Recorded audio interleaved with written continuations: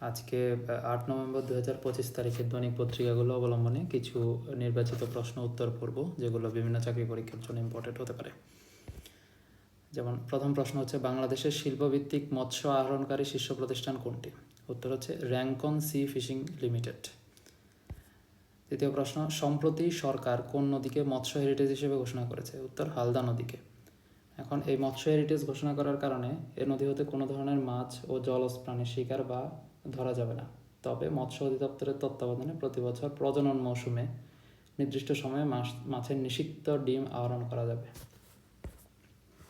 বাংলাদেশে কোন এনজিও পরিবেশ বিষয়ক দ্য আর্থ শর্ট প্রাইজ 2025 জয়লাভ করেছে? উত্তর হচ্ছে ফ্রেন্ডশিপ এনজিও।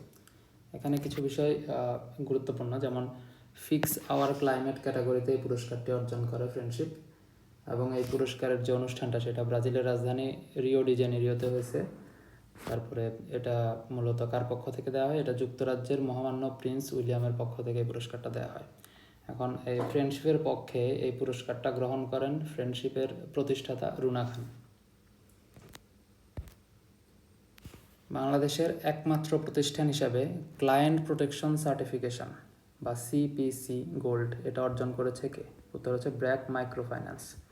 উল্লেখ্য, আন্তর্জাতিক সংস্থা মাইক্রো ফাইন্যান্স রেটিং ব্র্যাকের মাইক্রো ফাইন্যান্স কর্মসূচিকে এই স্বীকৃতিটা দিয়েছে। এর আগেও 2016 সালে এই স্বীকৃতি পেয়েছিল ব্র্যাকের মাইক্রো ফাইন্যান্স কর্মসূচি। 24তম এশিয়ান আর্চারি চ্যাম্পিয়নশিপের আয়োজক দেশ কোনটি? উত্তর বাংলাদেশ। সম্প্রতি দেশে দুটো নতুন টিভি চ্যানেলের লাইসেন্স পেয়েছে। সে দুটো টিভি চ্যানেলের নাম হচ্ছে নেক্সট টিভি এবং লাইভ টিভি। পিলখানা হত্যাকাণ্ড নিয়ে নির্মিত প্রামাণ্যচিত্রের নাম হচ্ছে 36 hours of betrayal.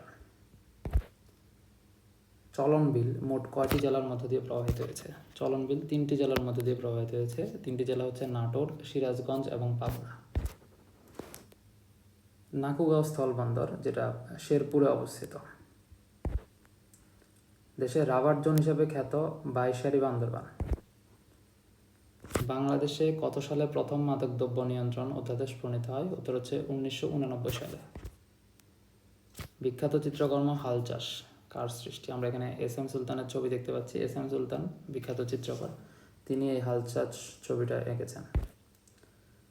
Ocean tiger চিংড়ির প্রথমবারের মতো ইউরোপীয় ইউনিয়নভুক্ত কোন দেশে রপ্তানি করা হয়েছে? উত্তর হচ্ছে বেলজিয়ামে রপ্তানি করা হয়েছে। পাকিস্তান এবং বাংলাদেশ কোন অঞ্চলের মধ্যে সরাসরি সমুদ্রপথে শিপিং সেবা চালু করেছে? সম্প্রতি করাচি থেকে চট্টগ্রামের মধ্যে এই সমুদ্রপথে সরাসরি শিপিং সেবাটি চালু হয়েছে।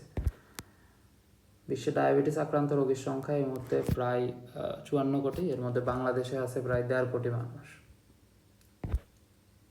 গ্রিন ডিল পলিসি এটা কোন সংস্থার সাথে সম্পর্কিত? এটা হচ্ছে ইউরোপীয় ইউনিয়নের সাথে সম্পর্কিত। ইউরোপীয় ইউনিয়ন 2050 সালের মধ্যে ইউরোপীয় ইউনিয়নকে বিশ্বের প্রথম জলবায়ু নিরপেক্ষ অঞ্চলে পরিণত করা, দূষণ কমানো এবং প্রকৃতি ও বাস্তুতন্ত্রের সুস্থ ভারসাম্য পুনরুদ্ধার করাই হচ্ছে এই ইউরোপিয়ান গ্রিন ডিলের উদ্দেশ্য।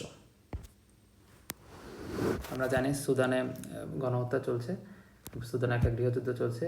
এখান থেকে দেখা যাচ্ছে যে এল ফাশের শহরটি কোন দেশে অবস্থিত? উত্তর হচ্ছে সুদান। এবং এই উত্তর পূর্ব আফ্রিকার দেশ সুদানে গৃহযুদ্ধটা শুরু হয়েছিল 2023 সালের এপ্রিলে, মানে প্রায় 2-2.5 বছর আগে। যুক্তরাষ্ট্রের আলী আল সালেম এই বিমান ঘাঁটিটি কোন দেশে অবস্থিত? উত্তর হচ্ছে কুয়েতে অবস্থিত। বর্তমানে বিশ্বের সবচেয়ে বেশি স্বর্ণ উৎপাদনকারী দেশ হচ্ছে চীন, এবং বিশ্বের টোটাল স্বর্ণ উৎপাদনের 10% কিন্তু চীন উৎপাদন করে থাকে।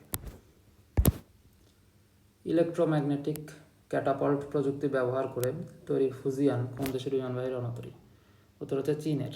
এখন উল্লেখ্য বিষয় হচ্ছে এই ফুজিয়ান রণতরীটা চীন সম্পূর্ণ দেশীয় প্রযুক্তিতে তৈরি করছে। তাহলে চীনের এর আগেও আরও 2টা রণতরী ছিল, সেই 2টা রণতরী রাশিয়া থেকে নির্মাণ করে নিয়ে আসা হয়েছে।